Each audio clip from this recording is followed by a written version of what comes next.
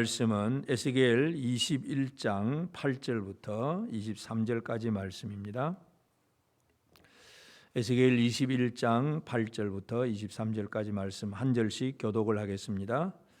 제가 8절을 먼저 읽습니다. 여호와의 말씀이 또 내게 임하여 이르시되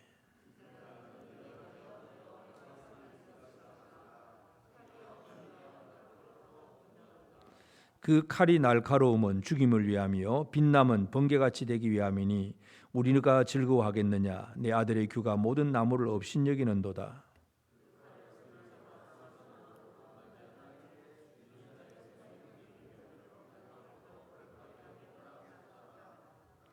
인자야 너는 부르짖어 슬피 울지어다. 이것이 내 백성에게 임하며 이스라엘 모든 고관에게 임함이로다. 그들과 내 백성이 함께 칼에 넘긴 바 되었으니 너는 네 넓적다리를 칠지어다.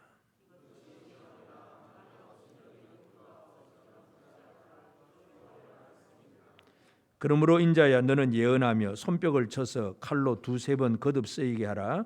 이 칼은 죽이는 칼이라. 사람들을 둘러싸고 죽이는 큰 칼이로다.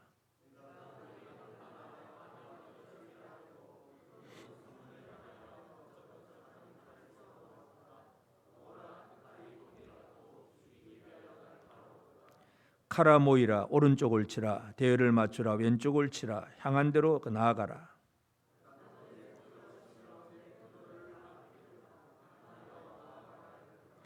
여호와의 말씀이 내게 임하여 이르시되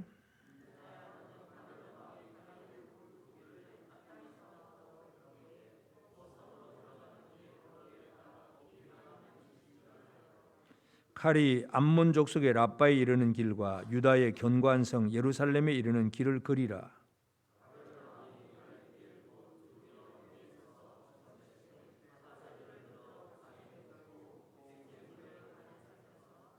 오른손에 예루살렘으로 갈 점괘를 얻었으므로 공성태를 설치하며 입을 벌리고 죽이며 소리를 높여 외치며 성문을 향하여 공성태를 설치하고 토성을 쌓고 사다리를 세우게 되었나니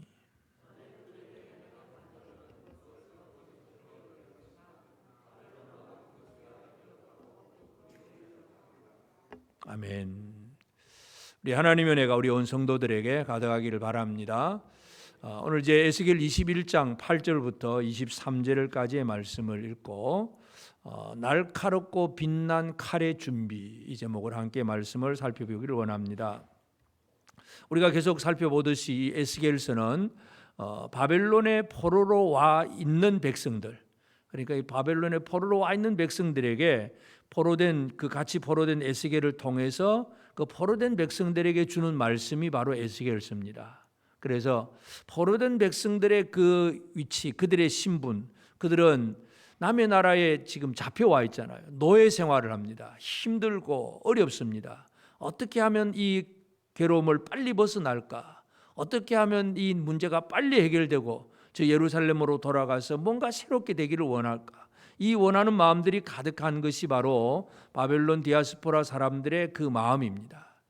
마찬가지로 오늘 우리에게도 여러 가지 우리를 억누르는 힘들이 있습니다. 질병의 문제도 있고 가난의 문제도 있고 우리 청년들 취업 문제, 결혼 문제, 우리 청년들 학생들 학교의 그 공부 문제, 모든 것들이 우리를 이렇게 막 압박하는 그런 힘들. 그래서 그런 힘들이 있어서 어떻게 하면든지 이 힘에서 좀 벗어나고 싶고 좀 자유스러워지고 싶은 것이 우리 모두의 마음입니다. 그러니까 바벨론 디아스포라 백성들이나 지금 우리나 별 다를 바가 없다는 얘기입니다. 그러니까 바벨론에 있는 그 백성들은 어떻게 하든지 바벨론이라고 하는 이 거대한 제국의 힘에 꼼짝 못하고 그들 속에 노예가 되어 있는데 어떻게 하면 좀 벗어나고 싶은데 그러면 저 예루살렘 이 유다 나라가 아직도 망하지 않고 있는 상태니까 좀 강력하고 힘 있는 나라가 되어가지고 돌아갈 꿈을 더 크게 가질 수 있으면 또 좋겠는데, 그런데 오늘 본문의 말씀을 보면 예루살렘도 망한다는 얘기를 하나님이 계속하고 계세요.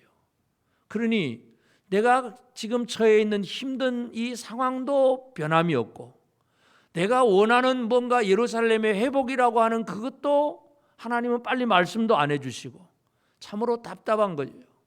이것이 바로 이 바벨론 디아스포라 백성들의 처지와 형편이고 오늘 우리의 이 모습이기도 합니다.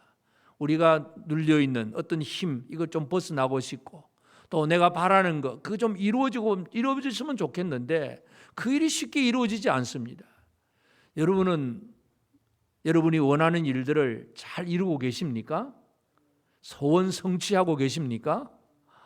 이게 안 될 때가 얼마나 힘들고 어려워서요. 이제 이것이 우리의 삶이에요. 이런 생활 속에서 우리가 뭘 생각을 하고 어떻게 살아내야 될까? 이제 오늘 우리가 이 부분을 함께 살펴보기를 원합니다. 하나님께서 우리가 지난 시간에 살펴본 것은 이제 여호와의 칼에 대해서 얘기를 했는데, 이제 그 칼이라고 하는 것이 좀 더 상세하게 이 칼이 도대체 무언가에 대해서 설명을 합니다. 실제로 그 칼이 뭐냐면 바벨론 제국, 바벨론이라고 하는 나라가 여호와의 칼이 됩니다. 그래서 그 칼을 하나님께서 오늘 본문에 보면 칼이여 날카롭고도 빛나도다, 그런 얘기를 합니다. 9절에서 날카롭고도 빛난 칼, 이 칼을 하나님께서 준비하고 계십니다. 칼을 준비하고 계신다는 것, 칼을 갈고 계신다는 얘기잖아요. 칼을 갈고 계시는 하나님이세요. 예루살렘을 치는 칼을 갈고 계시는 하나님. 그래서 이 하나님 앞에서 우리는 과연 하나님이 무엇을 이 자기 백성들에게 에스겔을 통해서 전해주시느냐, 이것을 우리가 한번 살펴보기를 원합니다. 첫째로 우리가 기억해야 될 것은 8절에 여호와의 말씀이 또 내게 임하여 이르시되, 내게 말씀이 임하여 이르시되 하는 말씀, 에스겔서에서는 이 말을 13번이나 합니다. 계속 반복해서 그 8절에도 그랬고 오늘 18절에도 여호와의 말씀이 내게 임하여 이르시되, 말씀이 임하여 이르시되 하는 얘기는, 임한다는 얘기는 원래는 내 안에 없었는데 외부에 있는 어떤 말씀이 내 안으로 들어온다는 개념이에요. 하나님의 말씀이 내 안으로 들어온다. 그래서 외부의 말씀이 내 안에 들어와서 내 안에 이제 말씀이 존재하는 사람이 되는 것. 하나님은 에스겔을 지금 그런 사람으로 만들어 두십니다. 바벨론 나라가 여전히 망하지도 아니하고 예루살렘은 멸망해가고 다른 건 다 망해가는데, 그래도 하나님이 하고 계시는 일이 뭐냐? 하나님의 사람들, 하나님의 백성들에게 말씀이 임하고 계신다는 것. 여러분, 우리가 어떠한 어려운 처지와 형편 속에 있다고 하더라도 하나님의 말씀이 내 안에 임하고 있다는 이 사실이 모든 그 문제 해결의 키포인트예요. 말씀이 없어지면 아무것도 안 됩니다. 하나님의 말씀이 우리에게 임한다는 사실은 얼마나 큰 복과 힘이 되는지 모릅니다. 이스라엘의 첫 번째 사울 왕이 하나님의 말씀에 불순종하니까 하나님이 사울을 버립니다. 그때부터 사울에게 나타나는 특징이 뭐냐? 하나님의 말씀이 임하지 않는 겁니다. 사무엘상 28장 6절에 보면 사울이 여호와께 묻자오되 여호와께서 꿈으로도 우림으로도 선지자로도 그에게 대답하지 아니하심으로, 사울이 블레셋과 전쟁을 해야 되는데 뭔가 하나님 앞에서 어떤 응답을 받고 싶은데 꿈을 꿔도 하나님 꿈도 못 꾸게 하시고, 우림, 이 제사장이 어떤 가지고 신탁을 바라보는 꿈과 우림과 둠밈, 그걸 가지고 뭔가 표시를 보여주는 것도 없고, 어떤 선지자를 보내어줘서 말씀하시지도 아니하고 캄캄한 생활을 사는 거예요. 하나님의 말씀이 임하지 않는 것이 진짜 불쌍한 생활이에요. 지금 내 형편이 힘들고 어렵다, 이게 불쌍한 게 아니고 하나님의 말씀이 임하느냐 임하지 않느냐가 가장 큰 문제예요. 그래서 에스겔을 통해서 하나님께서 하시는 것은 그 바벨론 디아스포라 사람들에게 그들의 삶의 형편의 어떤 어려운 문제를 그냥 해결해 주고 이제는 됐다 하고 살게 되는 상황을 바꿔주는 것이 아니라 하나님의 말씀이 임한다고 하는 사실을 계속 선포하고 있다는 것을 기억해야 됩니다. 오늘 우리가 우리의 처지와 형편 속에 우리가 해결할 수 없는 문제들, 내가 이루고 싶은 그 어떤 소망이 이루어지지 않는 그런 상태에서도 우리는 그것 때문에 두려워하거나 낙심하는 사람이 아니라 내게 하나님의 말씀이 임한다는 사실, 이것 때문에 우리는 위로를 얻고 힘을 얻어야 합니다. 하나님의 말씀이 임하면 여기에서부터 모든 문제가 해결이 시작이 됩니다. 말씀이 임하지 않으면 사울처럼 하나님 앞에 버림을 받고 인간이 아무리 발버둥 쳐도 결국은 실패로 돌아갈 수밖에 없습니다. 하나님의 말씀이 임하여 이르시되, 말씀이 하야, 임하다, 우리 안에 존재한다는 얘기입니다. 여러분 속에 하나님 말씀이 임하셨습니까? 아직도 아멘이 안 나오시는 분은 뭐예요? 말씀이 있는지 없는지도 모르겠다는 얘기예요. 하나님의 말씀이 우리에게 임한다는 것, 이것이 모든 문제의 해결의 출발점이라고 하는 사실, 이걸 기억을 해야 됩니다. 그러면서 이제 하나님께서 에스겔을 통해서 지금 그 백성들에게 뭔가를 들려주고 보여주라는 얘기죠. 제일 첫 번째는 이 바벨론에 대해서 예언을 하라는 얘기입니다. 너는 9절, 인자야 너는 예언하여 여호와의 말씀이 이같이 말하라. 칼이여 날카롭고도 빛나도다. 이제 말씀으로 이 에스겔이 말로 지금 선포를 하는 거예요. 그러면서 그 칼이 얼마나 날카롭고 빛난 칼이냐 하는 얘기, 그 얘기를 쭉 합니다. 그 다음에 또 이 말로만 하는 것이 아니라 그 다음에 14절에 보면 그러므로 인자야 너는 예언하여 손뼉을 쳐서 칼로 두세 번 거듭 쓰이게 하라. 손뼉 치면서 막 그렇게 막 그냥 말로만 대충 하는 게 아니라 막 손뼉 치면서 막 움직이면서 막 아주 흥분된 상태에서 말씀을 선포하면서 칼이 두세 번 거듭 쓰이게 하라. 칼 한 번 쳐도 참 어려운데 두세 번 거듭 쓰이게 하라는 얘기죠. 실제로 보면 유다가 멸망을 당할 때 바벨론이 3번을 치는 거예요. 3번. 그래서 여호야김 시대에 이제 첫 번째 와서 다니엘이 그때 포로로 잡히고, 여호야긴이 이제 잡힐 때 에스겔도 잡혀왔고, 이제 마지막 한 번 남아 있어요. 시드기야가 결국은 또 망하고 완전히 유다가 멸망을 당합니다. 그러니까 이 칼이 2번, 3번 거듭 쓰이도록는 손뼉을 치면서 그렇게 얘기하라. 하나님 또 그렇게 말씀을 하시고, 또 하나님도 하시는 방법은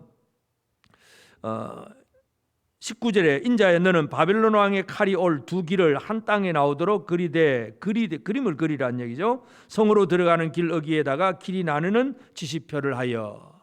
이제 바벨론 왕이 이제 쳐들어올 건데, 이 바벨론 왕이 오면서도 정확한 목표는 잘 못 세웠어요. 예루살렘으로 갈 거냐, 아니면 암몬 족속을 먼저 치냐, 유다를 칠까 암몬족을 칠까. 이 느부갓네살은 그냥 2가지 생각을 가지고 오면서 갈림길에서 이제 이 블레셋 왕이 바벨론 왕 느부갓네살이 점을 칩니다. 점괘를 치는 거예요. 요즘 우리나라식으로 쉽게 어린아이들이 하는 방식은 그냥 침 뱉어가지고 탁 쳐가지고 침이 어디로 튀어가느냐, 이런 식으로 이제 이쪽으로 오른쪽 갈 거냐 왼쪽으로 갈 거냐, 이제 이 점괘를 치는데 미리 지금 에스겔을 통해서 하나님은 그림을 그려놓는 거예요. 그림을 하나님은 그려놓으면서 암몬 족속을 향하는 길이 아니라 예루살렘으로 향하는 길을 그려놓게 하는 거예요.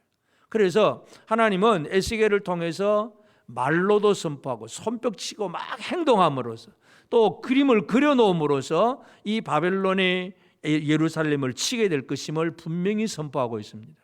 그래서 이 칼이 뭐냐? 칼이 뭐냐? 이 바벨론이라고 하는 나라입니다.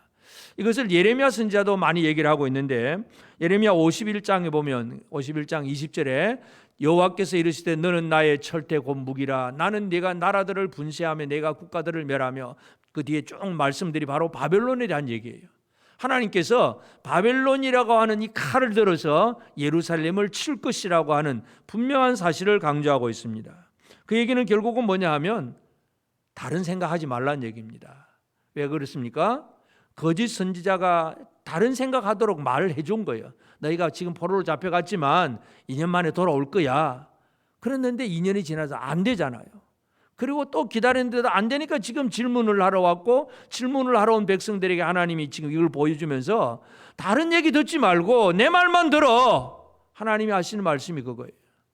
오늘 우리는 우리에게 들려주는 소리가 많고, 우리는 듣고 싶은 소리만 듣잖아요. 내가 듣고 싶은 소리만 들어요. 요즘은 이제 유튜브 시대가 돼가지고 사람들이 유튜브를 많이 듣긴 듣는데 전부 자기가 듣고 싶은 것만 골라 들어요. 근데 반대편에 내가 싫어하는 소리는 별로 안 듣고 싶어. 그건 들으려고도 하지 않아요. 참이냐 거짓이냐 이것보다도 내가 듣고 싶은 소리, 내가 원하는 말만 들으려고 하고 있어요. 진짜 중요한 것은 하나님의 말씀을 듣는 것입니다. 그 말씀이 지금 당장에는 내게 쓴 약과 같고, 또 나의 마음을 찔러 쪼개는 그냥 아픔을 주는 것 같아도 그것이 진리의 말씀이라면 그 말씀을 들을 수 있어야 돼요. 하나님은 에스겔을 통해서 말로도 선포하고 동작으로도 보여주고 그림으로도 보여주고 계속해서 지금 바벨론 디아스포라 백성들에게 바벨론이라고 하는 칼이 어떻게 준비되고 있는가, 이걸 지금 보여주고 있어요. 그러니까 다른 거 들을 수가 없는 거예요. 내가 어떤 생각을 가지고 있고 내가 뭘 원하든지 간에 하나님께서 하고 있는 일이 뭔가를 정확하게 깨닫는 것이 중요합니다. 그래서 하나님은 이제 이 바벨론이라고 하는 이 칼을 준비를 하는데 9절에서 보면 칼이여 칼이여 날카롭고도 빛나도다. 날카롭고 빛난다. 그렇게 얘기를 합니다. 그래서 10절에 그 칼이 날카로움은 죽임을 위함이요 빛남은 번개같이 되기 위함이니. 날카로움은 날카로우니까 쉽게 죽일 수가 있습니다. 빛난다는 것은 번개 빨리 속히 그 모든 일이 이루어진다는 얘기죠. 다시 말해서 하나님은 심판을 위해서 예루살렘을 심판하기 위해서 이 칼이 날카롭고 빛난 칼이 되게 만드세요. 칼을 갈고 계시는 하나님이세요. 성경에 보면 하나님께서 칼을 갈고 계시는 얘기를 몇 번 해요. 신명기 32장 41절에 보면 내가 내 번쩍이는 칼을 갈며 내 손이 정의를 붙들고 내 대적들에게 복수하며 나를 미워하는 자들에게 보응할 것이다. 하나님께서 칼을 갈고 계시는 하나님. 여러분 칼을 주방에서 주부들이 이제 요리를 하면서 칼을 갑니다. 뭐 하려고 칼 갑니까? 잘 쓰려고 막 고기를 자르든 채소를 자르든 뭘 자르든지 잘 자르기 위해서 칼을 갈잖아요. 칼을 싹싹 갈아가지고 이 하나님 앞에서 하나님이 칼을 갈고 계신다는 것은 그만큼 그 칼의 대상이 되는 자에게는 무섭고 섬뜩한 그러한 어떤 내용일 수도 있습니다. 시편 7편 12절에도 보면 사람이 회개하지 아니하면 그가 그의 칼을 가시며 그의 활을 이미 당겨 예비하셨도다. 하나님은 칼을 가십니다. 누구 때문에 칼 가십니까? 뭘 안 하는 사람? 회개하지 아니하면, 죄에 대해서 회개하지 아니하면 하나님은 그의 칼을 갈고 계신다고 분명히 말씀합니다. 예루살렘을 향해서 하나님은 지금 바벨론이라고 하는 칼을 갈고 계시는 거예요. 물론 인간적인 면에서 바벨론이라고 하는 그 나라는 우리가 군사력이 많아지고 우리 군대가 더 용맹해지고 우리 무기가 좋고 전부 이제 자기가 좋아진 거로 착각을 하지만 하나님은 바벨론이라고 하는 도구를 가지고 예루살렘을 치실 계획이기 때문에 그 바벨론이 강력해지는 것은 바벨론이 잘 된다는 얘기가 아니라 하나님이 칼을 갈고 계시는 과정이라는 사실, 우리가 이것을 기억을 해야 됩니다. 예를 들어서 지금 우리나라 입장을 꼭 그런지는 정확하게 알 수는 없지만, 자, 우리 남북한을 비교해 보면 자, 북쪽 땅에 핵무기가 막 만들어지고 있고 미사일도 펑펑 쏘대고 있습니다. 돈은 어디서 나는지는 잘 모릅니다. 하여튼 그렇게 되면 그 뉴스를 볼 때마다 우리는 생각들이 어떻습니까? 하도 이제 많이 쌓아서 별로 감동이 없는 것 같지만, 여러분 계속해서 북쪽에서 이렇게 무기를 만들어내고 하는 것은 그것이 점점 뭔가가 자꾸 이렇게 실험하는 거잖아요. 미사일 발사 실험하고 또 더 뭔가를 한 단계 더 올리고 또 업그레이드하고 계속 하는 건 그게 지금 칼을 갈아지고 있는 도중이에요. 하나님이 그렇게 칼을 갈고 계세요. 우리가 회개하지 않으면 진짜 그 잘 갈려진 칼이 우리를 향할 수가 있습니다. 이 시대를 바라보면서 북한이나 중국이나 하여튼 온 세계 정세 속에서 하나님께서 이 모든 나라들을 잘 사용하시는 하나님이시기 때문에 어떤 칼을 갈고 계시는가를 정확하게 이해를 할 필요가 있습니다. 그래서 바벨론 디아스포라 그 백성들, 그들은 나라를 잃어버리고 지금 이 바벨론에 와 있습니다. 포로 생활을 합니다. 그런데 바벨론이라고 하는 나라가 그냥 시들시들 약해지면 내가 마음껏 독립도 하고 도망도 갈 수 있겠는데, 바벨론은 더 강해, 더 강력한 나라가 되어 있고, 내가 돌아가고 싶은 예루살렘은 점점 약해지고 예루살렘이 멸망당할 것 같은 그런 소망을 잃어버리게 되는 그런 처지와 형편이 되는 거예요. 바로 이 사실을 지금 하나님께서 이 에스겔을 통해서 그 백성들에게 주시고 있는 말씀이에요. 그러니 백성들이 하나님의 뜻을 제대로 깨닫지 못하면 어떻습니까? 우리를 누르는 힘은 더 강해지고 내가 바라는 소망은 점점 희미해지고 절망 속에 빠질 수밖에 없는 것이 바로 이 하나님의 말씀이에요. 그래서 이 말씀을 있는 그대로만 받아들이고 그 말씀하신 하나님의 의도를 깨닫지 못하면 절망할 수밖에 없어요. 그러나 우리는 이 말씀을 통해서 다시 한번 기억해야 될 것은 우리 안에 말씀이 임하시고 그렇게 하실 것을 전부 하나님이 주관하고 계신다는 것. 바벨론이 강한 게 문제가 아니라 하나님이 그 모든 걸 주관하고 계신다는 사실을 깨닫게 되면 우리는 살아날 길이 있는 거예요. 모든 일을 이루시는 이는 하나님이세요. 하나님이 우리에게 어떤 일을 이루시느냐, 이걸 제대로 안다면 지금 우리의 처지가 아무리 힘들고 어려워도, 내 소망이 다 끊어진 것 같아도 우리는 살아날 길을 발견할 수가 있습니다. 다시 말해서 이 예루살렘을 향한 하나님의 진노와 심판이 지금 준비되고 있는 이런 과정들을 살펴보면 그 바벨론 디아스포라 사람들에게는 큰 절망이 되겠지만, 그러나 그 과정들, 그 모든 걸 이루시는 이가 하나님이라고 하는 사실을 정확하게 하나님의 입장에서 우리가 이 모든 걸 발견하게 되면 우리는 길을 발견할 수가 있습니다. 예수 그리스도는 바로 하나님이 우리에게 만들어 놓으신 유일한 길입니다. 우리가 살아날 길은 바로 예수 그리스도입니다. 그래서 예수님이 이 땅에 오셔서 하신 일들도 보면 예수님도 마찬가지입니다. 제자들 속에 오셔서 말씀을 주시는 거예요. 말씀, 다른 게 아니에요. 계속 주시는 것이 바로 말씀입니다. 말씀을 가르치고 말씀을 또 그들에게 명령하기도 하고, 말씀에 대해서 잘못되면 막 유대인들을 향해서 화 있을진저 막 저주하고 선포하면서 계속 하나님의 말씀을 전해주는 것이 바로 예수님의 사역입니다. 그래서 마지막에 예수님 십자가에 달리기 전에 제자들에게 준 말씀, 요한복음 15장 7절에 보면 너희가 내 안에 거하고 내 말이 너희 안에 거하면, 내 말이 너희 안에 거하면 무엇이든지 원하는 대로 구하라. 그리하면 이루리라. 여러분, 아멘입니까? 예수님의 말씀이 우리 안에 임하면, 거하면 우리는 말씀의 사람이 되는 거예요. 그러면 무엇이든지 원하는 대로 구하라. 그리하면 이루리라. 길이 여기 있잖아요. 말씀이 임하지 않으면 내가 이것저것 아무리 준비하고 뭐 이런저런 많은 것들을 해도 결코 이루어지지 않습니다. 우리에게 있는 여러 가지 힘들고 어려운 상황 속에서 우리가 어떻게 할 거냐, 어떤 방법, 뭐 보험을 들고 또 뭐 영한 의사를 만나고 아니면 뭐 주식을 투자를 하고 부동산 투자를 하고 막 여러 가지 많은 인간적인 방법들을 사람들은 자꾸 만들어내지만 진짜 중요한 것은 말씀이 우리 가운데 임하는 거예요. 예수 그리스도가 제자들에게 주신 말씀, 내 말이 너희 안에 거하면, 너희가 내 안에 거하고 내 말이 너희 안에 거하면 무엇이든지 원하는 대로 구하라. 그리하면 이루리라. 주님의 말씀입니다. 아멘입니다. 예수님께서 우리에게 하신 것이 바로 말씀이 임함으로 우리를 말씀의 사람으로 만들어 놓으신 거예요. 그러면서 선지자가 그렇게 손뼉치고 막 그림도 그리면서 다 하나님 뜻을 다 펼쳐 보이듯이 예수님이 이 땅에서 오셔서 하신 일들이 뭐냐 하면 하나님의 일을 보여주는 거예요. 하나님이 어떤 일을 하셨느냐. 빌립이 예수님에게 질문합니다. 하나님 좀 보여달라고. 하나님 좀 보여주세요. 그때 예수님의 대답이 그것입니다.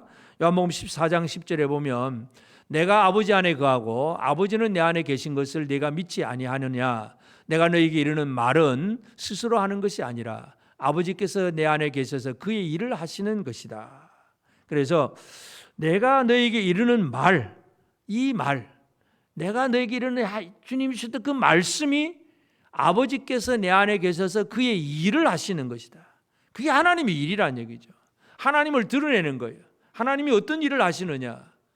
주님이 말씀을 주심으로 그 말씀이 하나님을 드러내는, 하나님의 일을 드러내는 것이라는 걸 강조합니다. 그래서 예수 그리스도가 우리 진정한 선지자요 메시아이기도 합니다. 예언자이기도 하고. 그래서 하나님 아버지 일을 어떻게 알 수가 있느냐. 주님 주신 말씀으로 정확하게 알 수가 있습니다. 그래서 지금 이 바벨론 디아스포라 사람들에게도 에스겔이 말로 외치고 막 손뼉치면서 막 행동하면서 그림을 그리면서까지 막 가르쳐 주는 것, 하나님이 일을 가르쳐 주는 거예요. 그 모든 일을 정확하게 이루어 주시는 분이 바로 예수 그리스도입니다. 하나님 일을 제대로 알려면 어떻게 해야 됩니까? 꿈 좀 꿔야 되겠습니까? 비몽사몽간의 환상을 좀 봐야 되겠습니까? 많은 사람들이 잘못하면 이제 이런 일에 빠질 수가 있어요. 내가 어젯밤에 꿈에 환상을 봤는데, 그리고 이제 누군가 이제 어떤 권사님이 그런 얘기를 하면, 야, 진짠가? 여러분, 물론 하나님이 환상도 주실 수 있어요. 전혀 없는 건 아니지만, 그러나 그런 일들이 늘 반복되는 걸 가만히 보면 말씀보다도 자기 생각이에요. 자기 생각. 하나님의 말씀이 가장 중요해요. 우선이에요. 예수님께서 이르신 그 말이 하나님의 일을 드러내는 거예요. 그래서 이 말씀을 통해서 우리는 하나님의 일을 깨닫게 됩니다. 그리고 가장 중요한 건 뭐냐? 결국은 예수 그리스도가 진정한 하나님의 칼이에요. 날카롭고 아주 빛난 칼은 예수 그리스도입니다. 이 날카롭고 빛난 칼은 결국은 바벨론을 치는 날카롭고 빛난 칼이 되는 거예요. 지금 구약시대 에스겔이 강조하는 것은 날카롭고 빛난 칼은 바벨론 제국이다. 이제 바벨론이 예루살렘을 치는 칼이다. 그렇게 얘기를 했지만 마지막 결론적으로 보면 예수님이 바로 바벨론을 멸하십니다. 요한계시록에도 바벨론 얘기가 나옵니다. 바벨론 얘기는 창세기부터 계시록까지 이 바벨이라고 하는 세력이 처음부터 끝까지 나옵니다.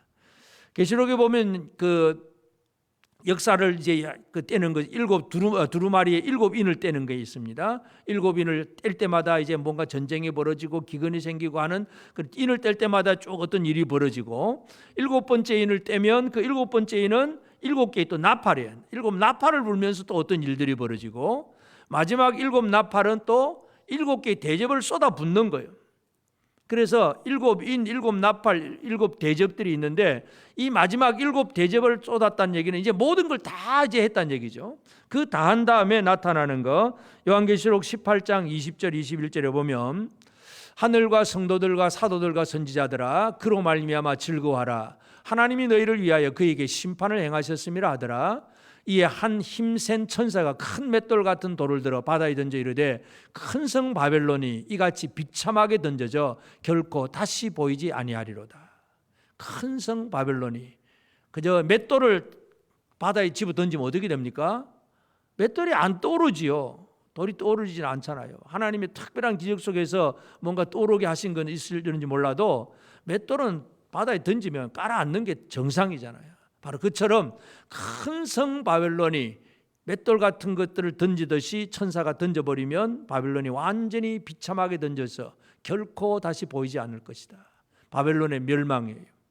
예수 그리스도의 사역의 마지막 결론이 바로 바벨론을 멸하시는 날카로운 칼, 빛난 칼, 바벨론이 아니라 예수 그리스도라고 하는 사실을 분명히 강조하고 있습니다.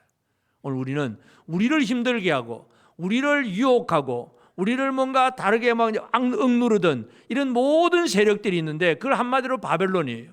그 바벨론을 누가 처리하시느냐? 예수 그리스도가 처리하십니다. 여러분이 누리고 있는, 여러분에게 지금 스트레스가 되고 있는 그 모든 문제점들을 누가 처리할 수 있습니까? 예수 그리스도가 처리하십니다. 하나님의 하시는 일을 입장에서 본다면 우리는 이 길을 발견해낼 수가 있습니다. 그냥 저 바벨론이 힘들다, 어렵다 막 이것만 쳐다보고 있으면 하나님의 일을 아직도 모르는 거예요. 하나님께서 그렇게 말씀하시고 보여주시고 들려주신 목적은 바벨론이 강하고 그래서 예루살렘을 치는 것 같지만 결국은 하나님께서 그 모든 걸 주관하고 계신다는 거예요. 그러므로 우리는 이 날카롭고 빛난 칼을 준비하신 하나님, 칼을 갈고 계시는 하나님 앞에서 우리가 어떤 생활을 살아가야 되느냐, 이것이 우리에게 중요합니다. 첫째는 우리는 바로 이 하나님께 소망을 두고 이 하나님을 신뢰하는 그 믿음의 생활을 살아가야 됩니다. 우리의 소망은 땅에 있지 않습니다. 우리의 소망은 다른 데 있지 않습니다. 오직 하나님만이 우리의 소망이십니다. 모든 세상을 주관하시는 그분만이 우리의 소망이에요. 우리에게 말씀이 되어 들어오시고 뭔가 보여주시는 것은 그 모든 걸 하나님이 주관하신다는 얘기잖아요. 그런데 하나님은 보이지 않고 바벨론이라고 하는 강한 나라만 보여가지고 아이고 큰일 났다, 힘들다, 못 살겠다, 뭐 그냥 이렇게만 살고 있다면 그건 신앙생활이 아니에요. 신앙생활은 상황을 바라보는 것이 아니라 상황을 주관하시는 하나님을 바라보는 것이 올바른 신앙생활입니다. 옆 사람에게 한번 얘기합시다. 우리 상황을 보지 말고 상황을 주관하는 하나님을 봅시다.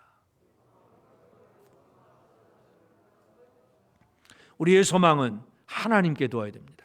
바울이 디모데에게 이제 편지를 쓰면서 그렇게 디모데 이렇게 가르쳐라. 성도들이 좀 이런 사람이 되라고 권면하는 말이 있어요. 디모데전서 6장 17절에 보면 내가 이 세대에서 부한 자들을 명하여 마음을 높이지 말고 정함이 없는 재물에 소망을 두지 말고 오직 우리에게 모든 것을 후히 주사 누리게 하시는 하나님께 두며.